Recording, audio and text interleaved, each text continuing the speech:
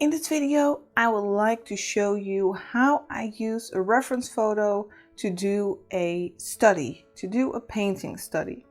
Now, earlier this month, I shared a post about how to find good reference photos. And this was one of the photos that I used as an example and that I shared, that I attached to the post. Now you just saw that I had some guidelines on my canvas, and I did that to make sure that my reference photo is exactly on the left side, and that it's like in the middle, like divided into my canvas, so that the right side is just as big as the left side. And the reference photo is on a separate layer, and now I will start sketching. I use the chalk sketch pencil. It's part of my sketch brushes, and I'll just start by sketching the outline of the head like this, and I'll indicate where the top of the forehead is, trying to look at those big shapes like the hair,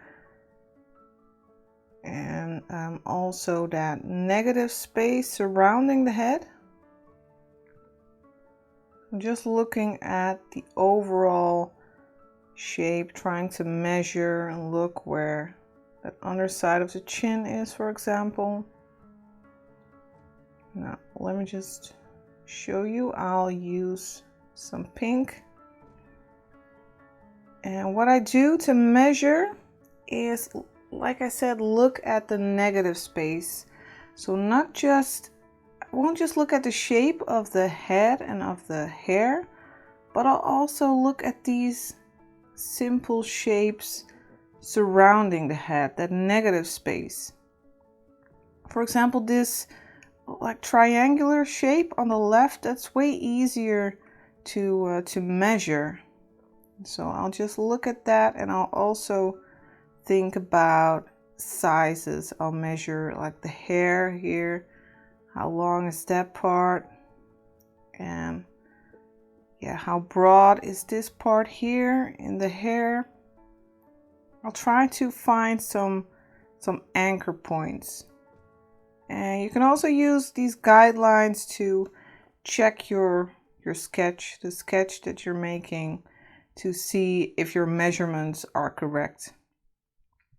But first, I'll just try to look at these really simple shapes. I'll just leave that on so you can see it. And also, you might notice that I'm pretty much zoomed out. And that's because I don't want to look at the details at this point. If I stay zoomed out, it's much easier to look at those simple shapes, to find them. Really, the details, we'll leave them for last. Most important part is to get those basic shapes down. So right now I'm just focusing on the outside of the head, of the hair, and of this line, and not working on the facial features yet.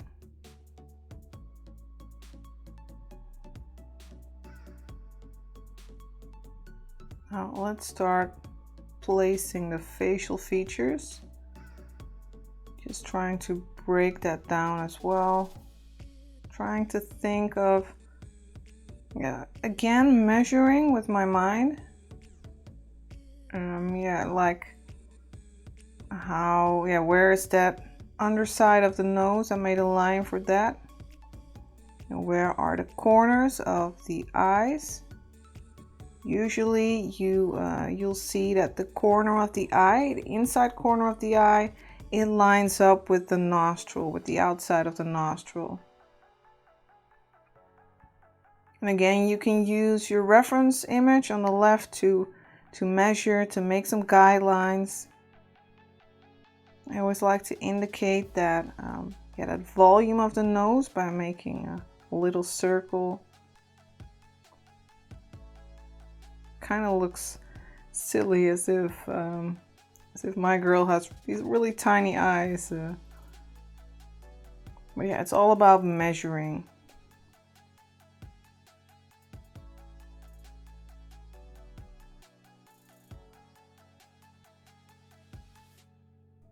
So just try to break it down into simple steps, and don't commit to anything yet. Don't go into all these little details. Don't get too attached to your lines, I guess. Make sure that you keep it a little bit loose so you can easily make adjustments later on. Just build it up slowly.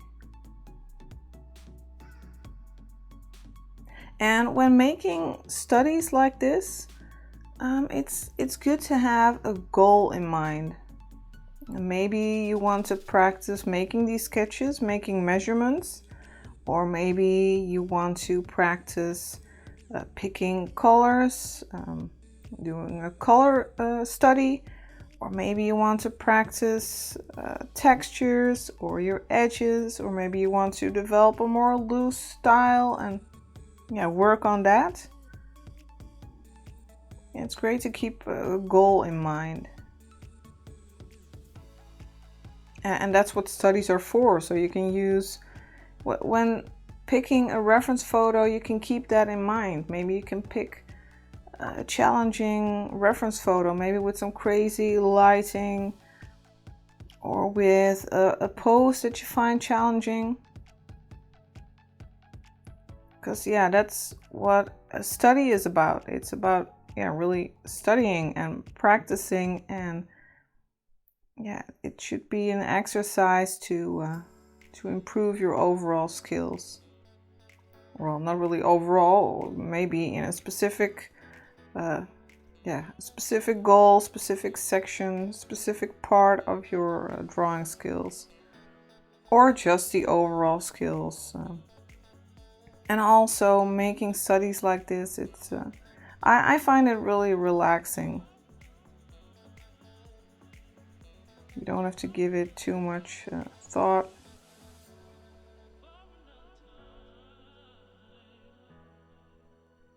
Now let me just make these quick lines to check if I'm about right with the positions of the facial features.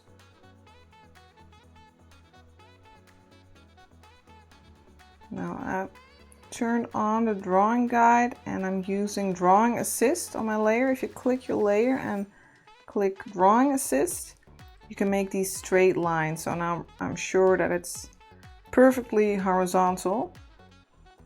As you can see, my nose is a little bit too high. Lips are about correct. So this is a great way to check yourself, to give yourself feedback. It's like a feedback loop. You can see where your drawing is off and correct that. And when you do this often, you will get better at this, and you'll get more aware of your own flaws. Maybe you have a tendency to draw noses too high up, then you'll get better at that.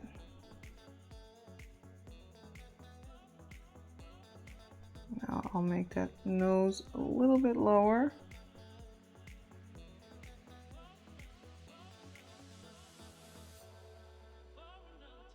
And this is especially important if you're making the study to get better at measuring. But maybe if your goal is to get better at picking colors, then you could also have a feedback loop. You could paint in the colors just by hand, by picking the colors yourself, and then check the colors by picking the colors from the photo to see if you got the right color. But you could also go freestyle and use your own colors and not focus on picking the colors from the reference at all.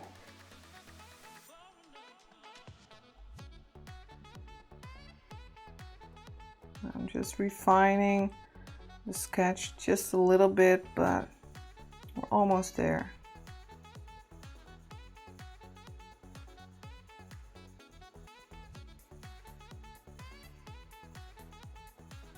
And when looking at that line for the hair, I really try to think about the angle of that line. And think about what parts of the face does that hair cover.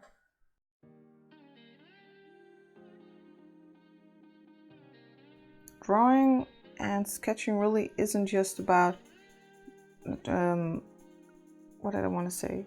Okay, it's not just about practicing your improving your hand skill. It's not just about your hands doing all the work, but it's also about training. Yeah, that's what I wanted to say. Training. It's not about training your hand. It's also about training your eye. It's all about, yeah, your observational skills and measuring.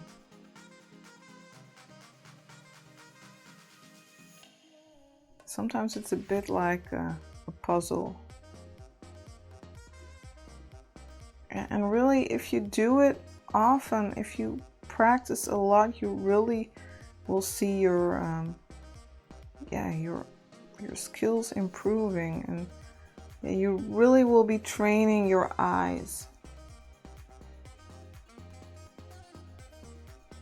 Well, what you can do to train your hands is with different exercises, like making circles, hatching, cross hatching, to get more stability, to get more confident lines. But yeah, sketching, drawing like this, that's really about your observational skills and measuring. Now I've made another layer and I'm gonna measure again, check the height of the distance between the upper and lower lip. So I'll just make a line and move it to my drawing. You can see that this eye is just a little bit off. I could go a little bit higher with that eyebrow.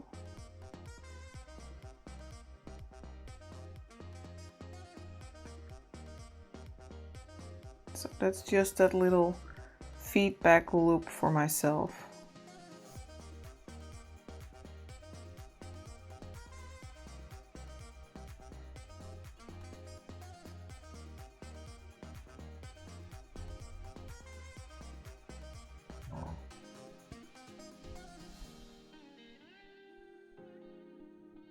I feel like this needs some adjusting.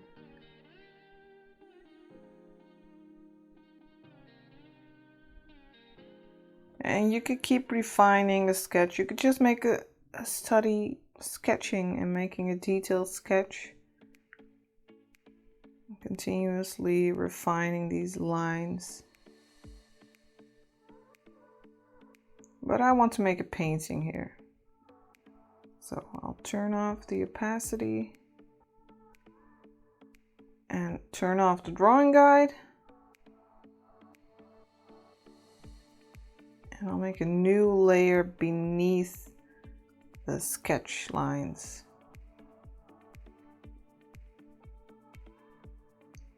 Now, I just picked a background color from the reference photo and I filled the canvas with it, just as a base for my painting. Now I'll pick a skin tone, just a little bit orangey, light peachy tone. And I've picked the basic flow brush to start painting the skin.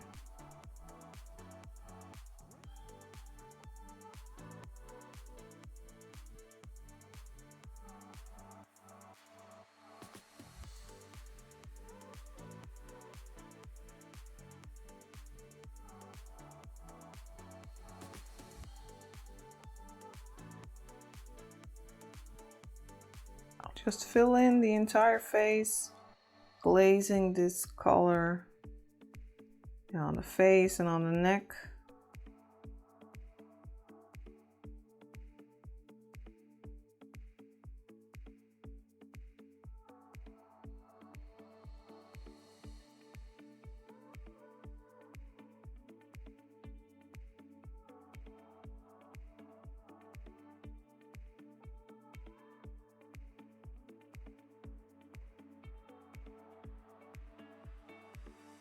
And I'll also start thinking about those areas where the light is hitting, like the upper side of the nose, the forehead, the cheeks. And I'll grab a slightly darker, warmer color and I'll start painting on those areas where there's shadow, like under the eyebrows, under the nose and the neck. And it's nowhere near the final colors that it'll have, but it's just basic lay down of colors. I'll keep glazing colors on top of this. I also want some pinks here around the cheeks, and this is really just a very basic color lay down. Not sure if that's really a word. Let's color the pupils.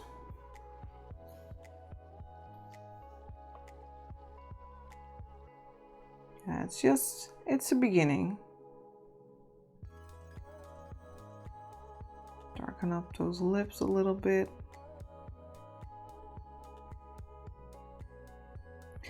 Now, I thought that I had painted the skin on a separate layer, separate from the background, but here I found out that I hadn't.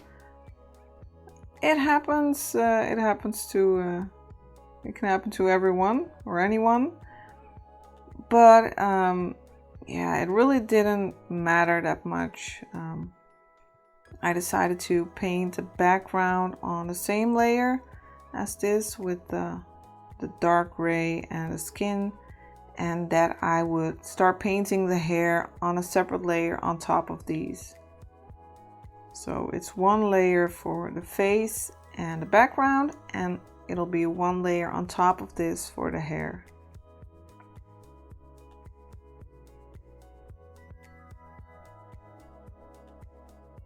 Just laying down some quick background blotches. Don't need too much detail there. Just a hint.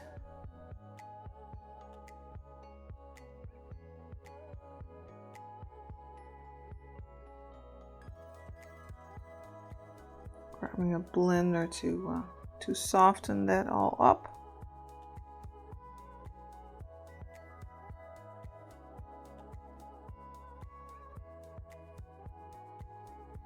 Oh, and another goal you can set yourself when making studies like this is speed. You could set yourself a time limit. If you want to improve your speed, get faster with painting, then you could set yourself a time limit like 1 hour or maybe longer or shorter. That's also a great thing to practice. Also, when you're doing a speed paint, when you're limiting your time, it'll force you to really look at the most important parts of the painting, to really focus on the basics. So that's a great exercise. Also laying down some colors here for the shirt. I like that hoodie that she has.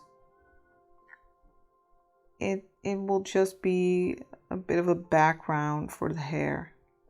I've made a new layer, and I'll grab the hair blocking brush from my hair set.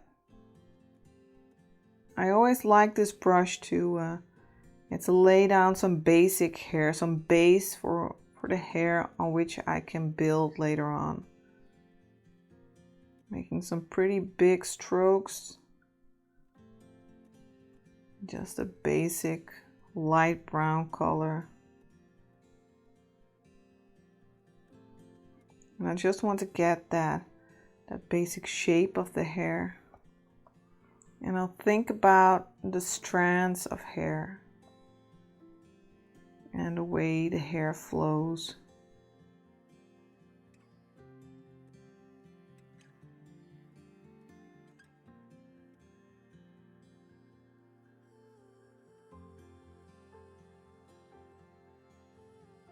Don't have to worry about any details yet.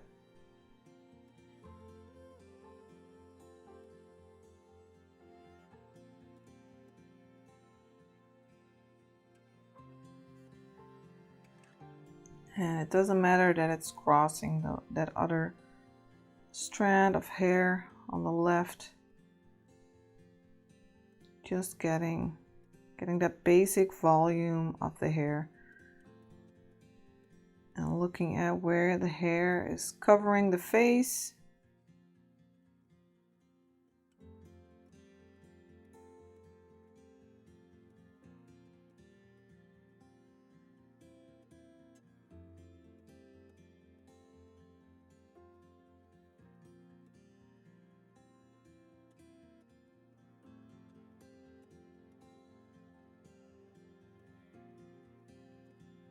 And also, I'm not really worrying about the color of the hair yet.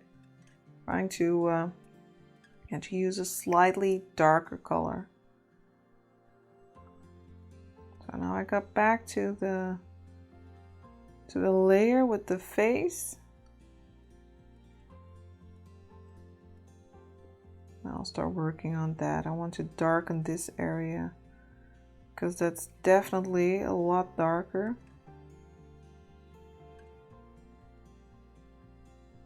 So I'm using a warm brownish color.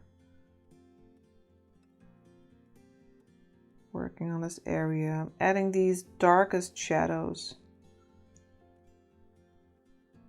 Adding shadow beneath the nose and here below the eyebrows. Like I said, those are the areas where the light is not hitting.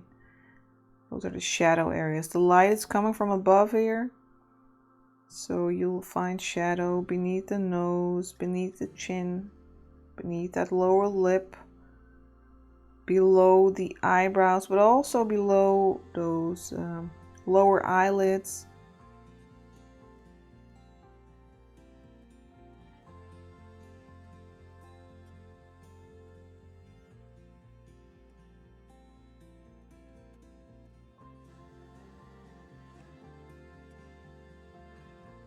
And you can see how adding these darkest shadows is already adding more volume to the face.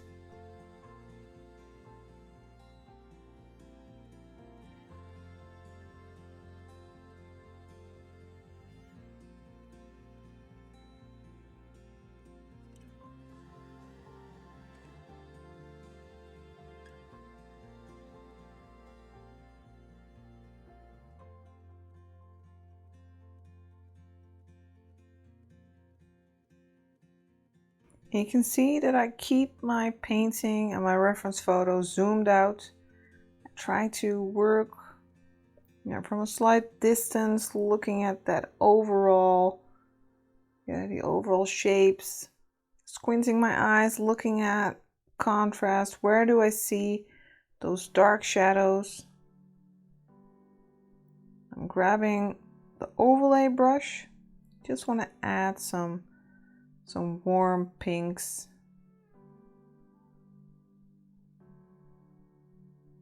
I'm gonna duplicate my layer first, just to save that progress. So when I share the PSD file, you can see the different stages of the painting. I'm also adding some blues just for color variation. Some blues on the forehead and that nose bridge. Now I'm gonna work on the highlights, the lightest areas. You can see that the light is hitting here on the forehead. The skin is pretty light there. And on the top of the nose and on the cheeks, those are also areas where the light is hitting. Slightly on the chin. And above the upper lips. Really sculpting the face here.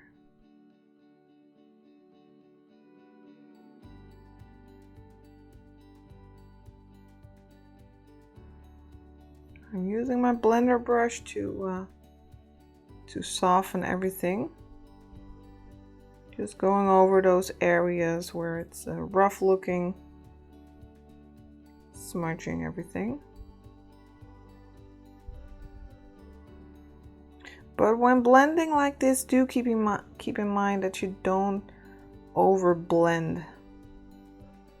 Don't make it one, you know, like soup of color all mixed together. You just want to blend around those edges, those transition areas. Don't mix everything together. You don't want to lose the shapes that you created. I'm turning down the opacity of the sketch layer a little bit, because of course we eventually want to get rid of that. I've grabbed a darken line brush, and I always like to start refining the eyes first. So I'm working on that line below the upper eyelid. That's where you can find a dark line, and that crease of the upper eyelid.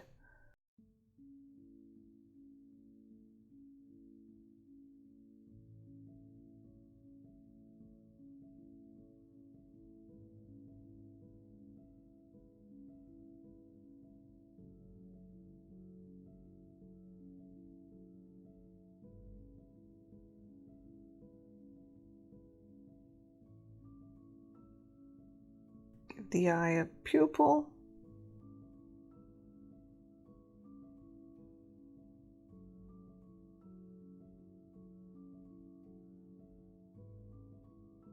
So yeah, I'm working on more detail right now. Yeah, giving the features some edges, but still not adding too much detail yet.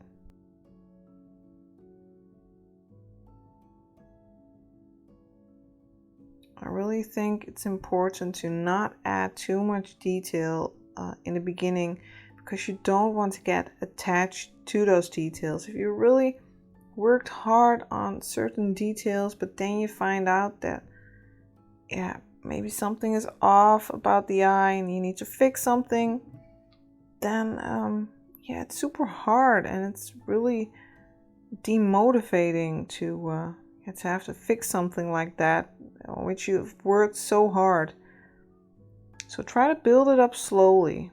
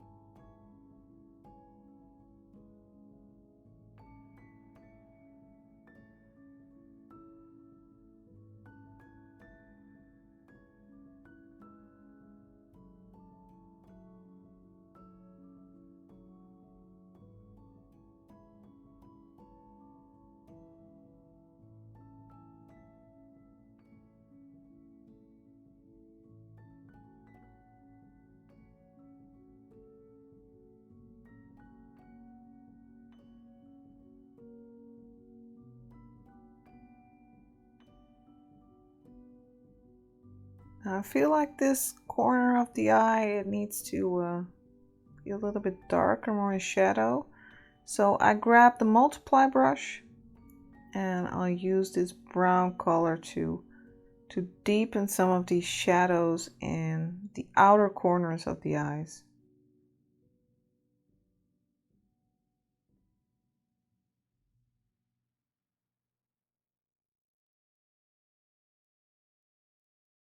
Also working on the lips, and using the darken line brush, I'll focus on these really dark,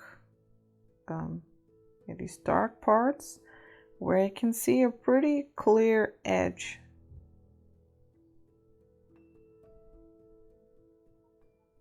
And also around the nose, like these nostrils, you can see some pretty hard edges here.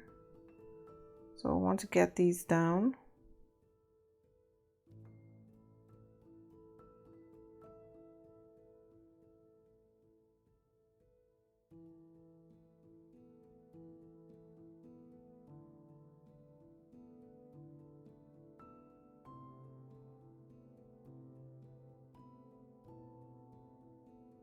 I'm using the lighten line brush to add these lighter parts to the eyes, like that lower eyelid, that upper plane of the lower eyelid, that's where light will hit.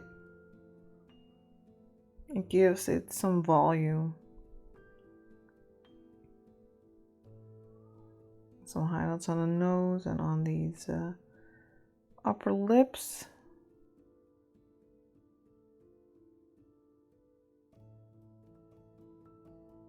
Just adding some light parts. And yeah, I always like to grab the blender every once in a while to soften these areas. Sometimes I'll just roughly add a highlight using the lighten line, then smudge it a bit with the blender.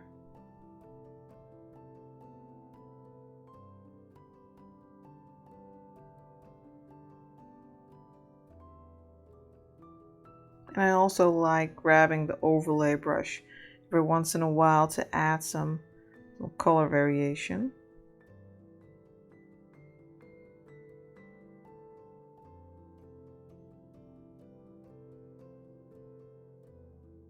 I'm adding these highlights to the eyeballs.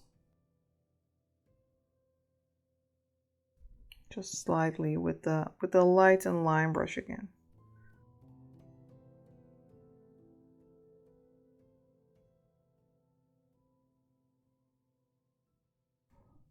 Let's darken the shadow some more here around the cheek. And I'll work on the lips some more.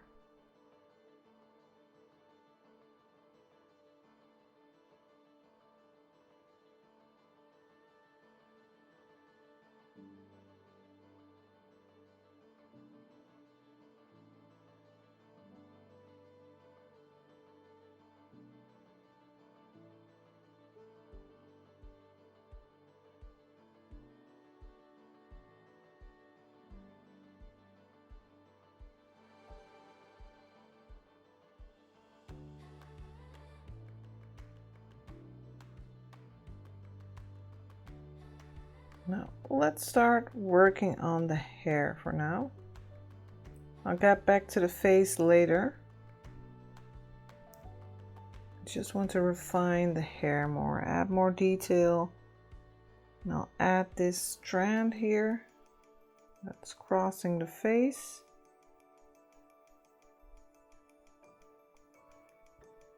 And I switch to a little bit lighter color.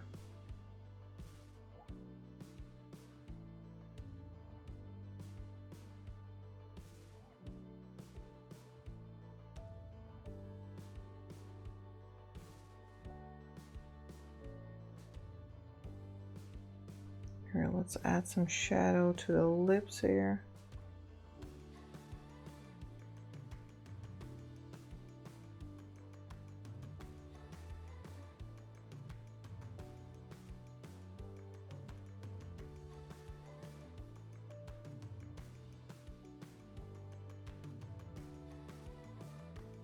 I'm just using the liquefy tool on the hair layer just to move it slightly. That strand was a little bit off, and I'll add this I'll adjust this shadow here a little bit on the nose.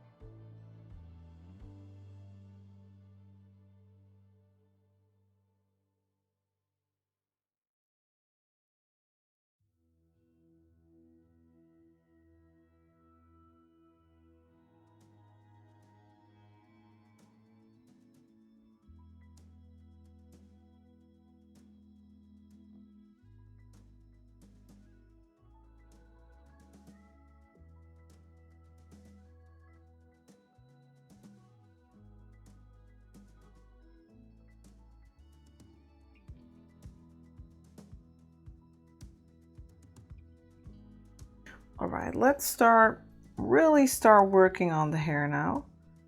First, I'll add some dark hair here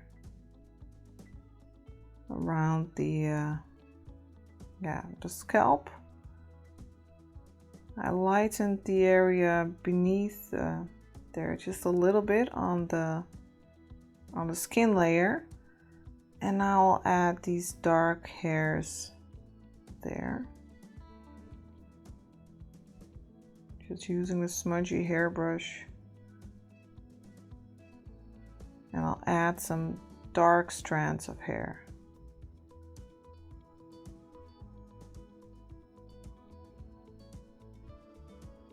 Now, first I will focus on all the hair that is in the back.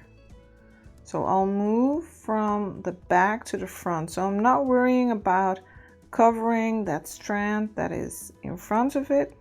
I'll just focus on those hair strands in the back. And as soon as those are done, as soon as I have this area covered, then I can switch to the strands that are covering that area. So now I focus on adding some color variation to the hair, adding dark strands and lighter strands. That's what's giving the hair the realism. Also some hair strands here. And also smudging it a little bit. And I'm using the darken hairbrush to add some darker strands right now. All to give the hair that hair texture and color variation. Because, well, it's blonde hair, but you can definitely see a lot of color variation.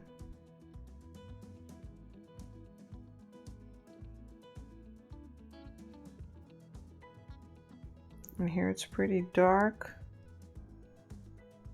Now let me just duplicate the layer to save that progress, and now we can take it to the next step and covering that area that we just painted.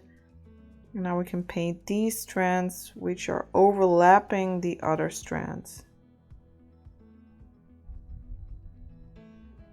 These are also a little bit lighter. So moving from the back to the front.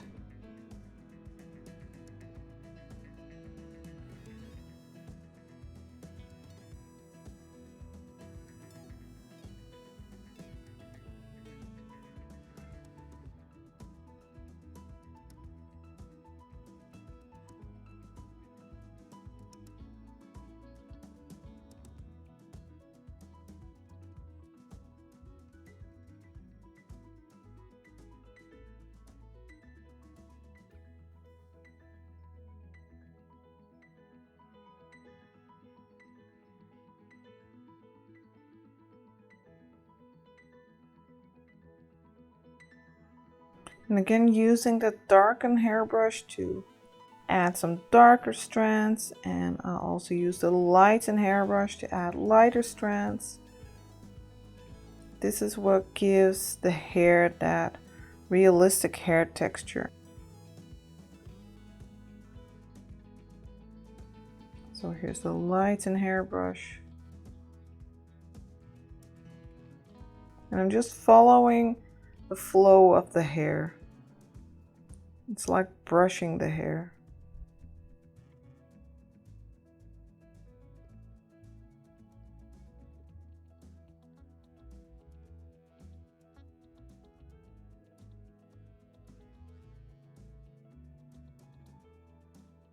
I'm working mostly from dark to light.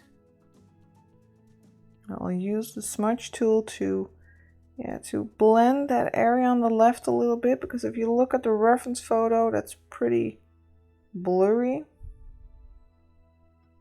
And right here, the hair is pretty light.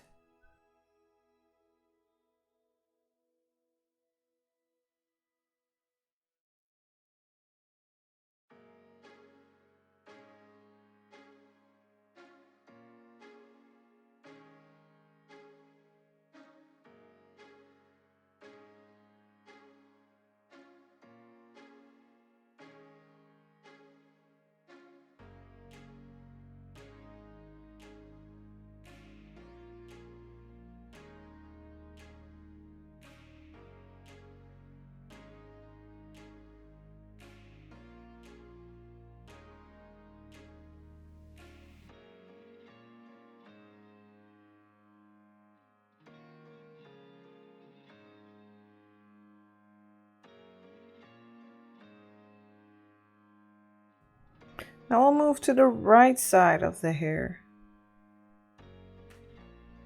And I can just pick some colors from the left side. And here I'll also add lighter hair strands. And yeah, it really feels like brushing the hair, just following that flow, following the direction of how the hair is growing.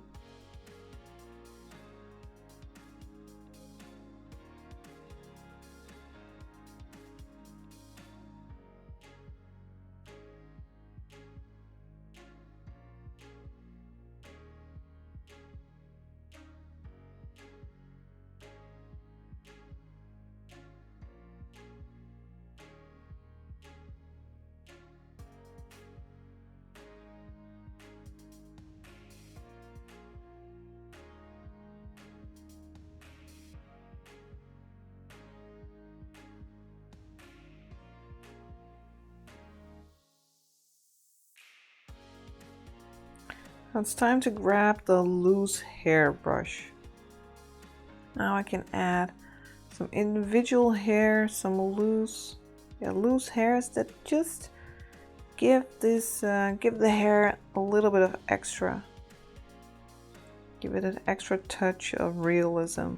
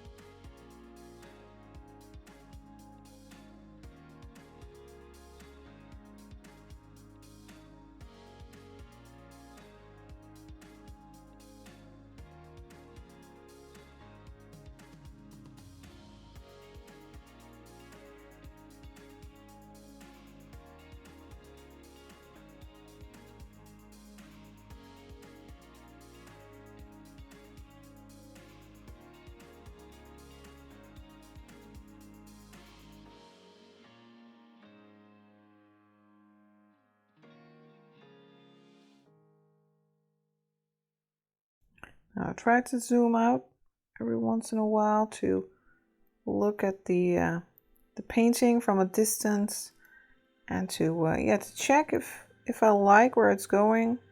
And it's also easier to spot mistakes, things you want to change.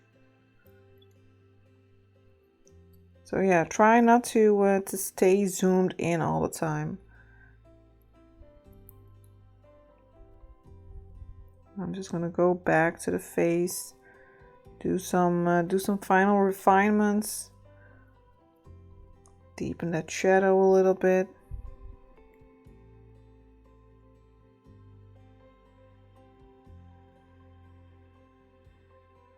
Let me just duplicate it so you can see the progress. You can see the steps.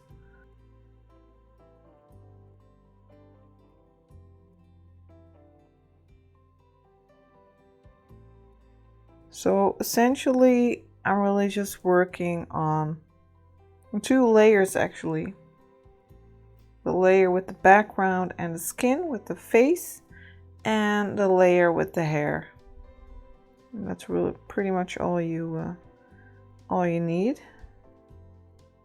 I'm just going to use the liquify tool to slightly adjust the nose and mouth area. I felt like it was a little bit off.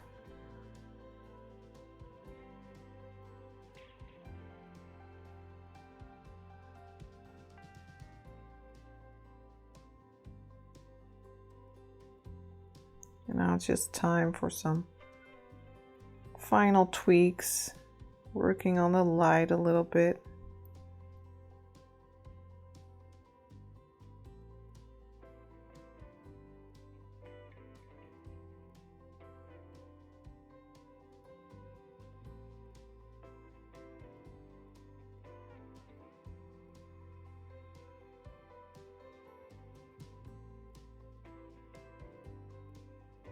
Now you can just enjoy the rest of the time-lapse video and see how I finished this painting. And if you have any specific questions about anything I'm doing in this painting process, then yeah, please feel free to ask. If you want me to explain anything, anything I did. Looking forward to seeing your own your own studies using reference photos. It will be great if you share them. You can share them in the community section if you like. Yeah, will be great. Thank you so much for watching. Thank you for continuing to watch, and thank you also so much for your support here at Patreon. I really appreciate all of you. Thank you so much. Talk to you later here at Patreon.